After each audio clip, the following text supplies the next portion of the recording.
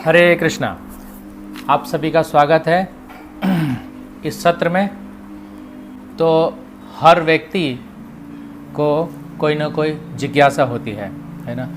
जब हम छोटे होते हैं तो हमारा जिज्ञासा होता है, हम आसमान में देखते हैं तो कभी तारा दिखाई देता है तो कभी चंद्र दिखाई देते हैं। तो हम पूछते हैं अपने माता पिता से या अपने बड़ों से पूछते हैं कि ये क्या है और ये कैसे आया है वहाँ पर, इसका कारण क्या है।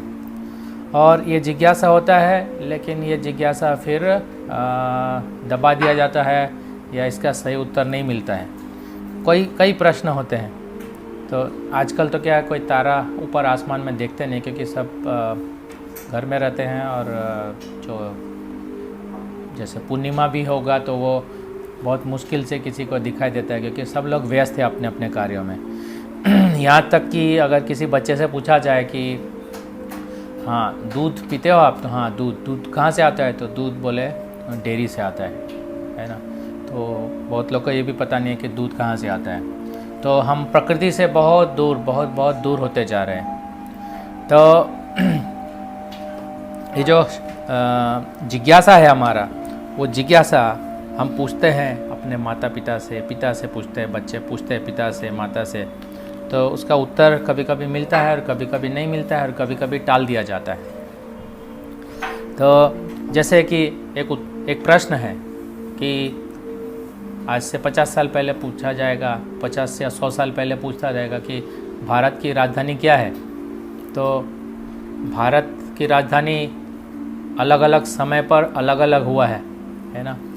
कभी जब मुग़लों का साम्राज्य था तो उस समय भारत की राजधानी थी दिल्ली बोलते थे। फिर जब अंग्रेज लोग आए तो उन्होंने, जो ईस्ट इंडिया कंपनी है, तो उन्होंने कलकत्ता रखा। तो ऐसे बदलते गए और अभी आधुनिक समय में वही थोड़ा बदल गया। तो जब अभी यही प्रश्न कि भारत की राजधानी क्या है, तो अलग अलग समय पे पूछा जाए तो उसका उत्तर बदलते रहता है। तो किसी को पूछते हैं कि गुजरात की राजधानी क्या है, गुजरात की राजधानी क्या है, तो बहुत लोग अहमदाबाद बोलेंगे, लेकिन गांधीनगर है उसका सही उत्तर। तो हम देख रहे हैं कि समय के हिसाब से उत्तर बदलता जाता है। यही कारण है कि समय के हिसाब से हर एक चीज़ बदलते जाता है। पर जो बदलते रहता है उसको जान के कोई फ़ायदा है नहीं, है ना। वो तो अगले साल बदल जाएगा, सिलेबस है बदल जाएगा, है, सॉफ्टवेयर का वर्जन्स बदल जाएगा, बीमारियां हैं वो बदल रही है। अभी देख रहे हैं नया बीमारी है, पहले दूसरा बीमारी था, अब नया बीमारी है। तो हम क्या देख रहे हैं, बदलते जा रही है। अभी सब लोगों को डर है, कोई ऐसा व्यक्ति नहीं है कि निडर है। भय और शोक, भय मतलब डर, और डर किसका कि पता नहीं कल क्या होगा, कल अगर हमें बीमार हो गए, हमारा बैंक में जो पैसा है वो चला जाएगा, बैंक करप्ट हो जाए तो फिर क्या होगा, वो डर है, वो शोक है, सॉरी वो डर है। और जो हमें मिलता नहीं है, जो हमें चाहिए वो नहीं मिलता है, तो भी हमें दुख होता है, उसको शोक बोलते हैं। तो जो बदलती हुई चीज़ों को समझना है ना, तो उसमें कुछ ज़्यादा महत्व नहीं है। जैसे कि आपने बताया कि कैपिटल ऑफ इंडिया या कोई भी चीज़ है ना, अगले साल बदल जाती है यार, तो कुछ 10 साल में 20 साल में बदल जाती है। जैसे अभी हमने पूछा आपका उम्र कितना है, तो 25 साल, हाँ 2 साल के बाद 27 साल हो जाएगा। अभी 25 साल में आप यंग हैं, 5 साल में आप यंग नहीं रहेंगे, आप क्या बदल जाएंगे, ओल्ड हो जाएंगे। यंग जो बच्चे हैं वो बड़े होंगे, और जो बड़े हैं और बूढ़े होंगे, और एक दिन क्या होगा, बूढ़े जो है और नहीं बूढ़े होंगे, बूढ़ा होने के बाद ये जो है शरीर छूट जाएगा, है ना। तो ये बारे में कोई सोचता नहीं है। तो इन ग्रंथों के माध्यम से, ये ग्रंथ जो है, ये ग्रंथ में विवरण है। क्या विवरण है, वो चीज़ जो बदलती नहीं है। अभी जो चीज़ बदलती नहीं है वो ज़्यादा महत्वपूर्ण है। बदलने वाली चीज़ जैसे कि आप 1 लाख रुपए है आपके पास, है ना, 5 साल के बाद 1 लाख रुपए का वैल्यू कम हो जाएगा। तो 1 लाख रुपए जो वैल्यू कैश है उसका कोई वैल्यू नहीं होगा, है ना। लेकिन वही एक एकड़ ज़मीन है आपके पास, तो 5 साल के बाद उसका वैल्यू कम नहीं होगा और बढ़ता जाएगा, है ना। तो ये सोचने वाले, तो बुद्धिमान व्यक्ति क्या करता है, जो नहीं बदलने वाली चीज़ है ना, उसके ऊपर ज़्यादा ध्यान देता है। और यही सब चर्चा करने वाले जो व्यक्ति होते हैं उसको बोलते हैं जो सतोगुणी होते हैं, सतोगुण में रहते हैं।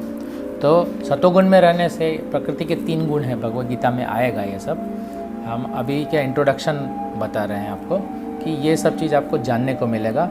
जब आप सतोगुण में रहेंगे तो क्या होगा, आपके अंदर ज्ञान का प्रकाश होगा और जो आप स्वयं प्रसन्न चित्त रहेंगे, मतलब आप हमेशा सदैव प्रसन्नचित रहेंगे और आपको अनुभव होगा, ज्ञान का अनुभव होगा सतोगुण में रहने से। तो जिज्ञासा जो होती है वो जिज्ञासा हम लोग करते हैं कि सिर में बाल कितने हैं, है ना। मेरे सिर में तो बाल नहीं है, शेविंग किया है। लेकिन आसमान में हम पूछते हैं तारे कितने हैं। अगर आपने तारे का नंबर भी गिन लिया तो भी आपको कोई फ़र्क पड़ने वाला नहीं है। ठीक है। तो ये सब जो है बहुत सारी जानकारी है, हमने इकट्ठा करके रखा है, बहुत सारी इकट्ठा है जानकारी। तो वो इकट्ठा उसको एनसाइक्लोपीडिया बोलते हैं, है ना, या फिर आप वो विकीपीडिया बोलते हैं। उसमें से आपको सब मिल जाएगा, लेकिन ये बदलते रहेगा ये भी, ठीक है। लेकिन नहीं बदलने वाला जो विद्या, उसका हम बात कर रहे हैं। हम बुद्धिमान व्यक्ति क्या करते हैं, जो नहीं बदलने वाला विद्या है उसके ऊपर ज़्यादा ध्यान दें, क्योंकि वो हमेशा रहने वाली है।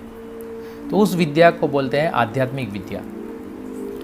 तो ये विद्या जो है हमें प्राप्त होती है कहाँ से, वेद से। और वेद मतलब क्या, वेद का मतलब ही होता है कि जो ज्ञान, तो वो ज्ञान जो है हमारे वैदिक संस्कृति, वैदिक साहित्य में बताया गया है। 4 प्रकार के वेद होते हैं। फिर ये वेद है, फिर बाद में इतिहास है। इतिहास में महाभारत आता है, और महाभारत में 1,10,000 श्लोक है। अब महाभारत का जो अमृत है वो है भगवद गीता। हाँ, वो है भगवद गीता, और ये है भगवद गीता जो आपने लिया है अभी। ये भगवद गीता बाकी भगवद गीता से अलग क्यों है, क्योंकि इस भगवद गीता में जो सनातन बाद में हम चर्चा करेंगे, सनातन क्या होता है, भगवद गीता के 5 विषय क्या है, फिर भगवद गीता का महात्म्य क्या है, भगवद गीता में हर एक अध्याय के बारे में चर्चा करेंगे।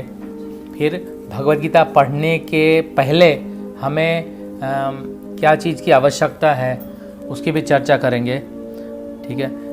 तो हम बता रहे हैं कि जो महाभारत है, वो महाभारत जो है वो हमें प्राप्त हुआ है वेद व्यास के द्वारा।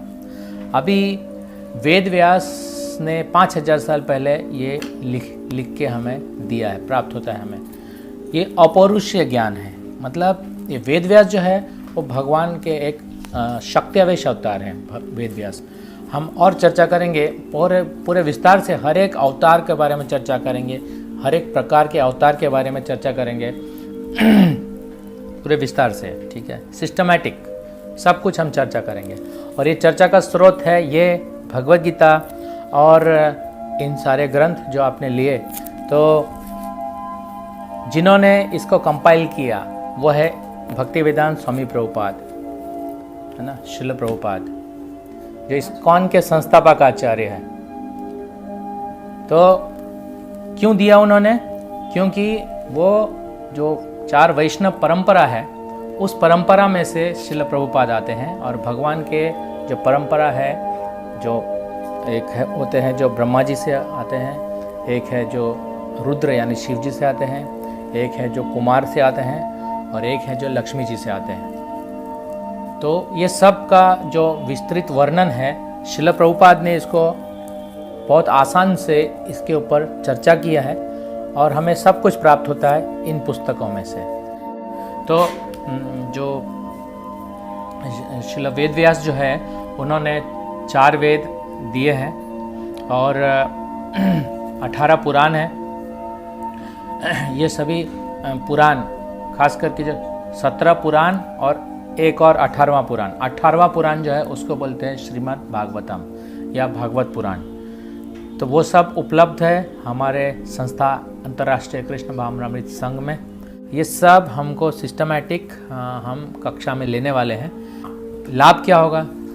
सब लोग ये पूछते हैं ना कि क्या फ़ायदा इस, हाँ फ़ायदा ये होगा, हमने बताया कि गीता शास्त्रम इदम पुण्यम यह पठेत प्रायते पुमान भय शोकादि वर्जिता विष्णु पदम अपनोति। ये महात्म्य है, भगवत गीता का एक महात्म्य है। बहुत से महात्म्य हैं जो पद्म पुराण में बताए हुए हैं। पद्म पुराण भी एक ऐसा ग्रंथ है जो 55,000 श्लोक है उसके अंदर, और उसमें चर्चा किया गया है गीता, श्रीमद् भगवत गीता के बारे में। गीता जो है गीतोपनिषद के नाम से भी प्रचलित है। गीता पढ़ने से क्या होगा कि भय और शोक चला जाएगा आपका, और भय और शोक चला जाने के बाद मन जो है, चित्त जो है वो प्रसन्न रहता है। हरे कृष्णा।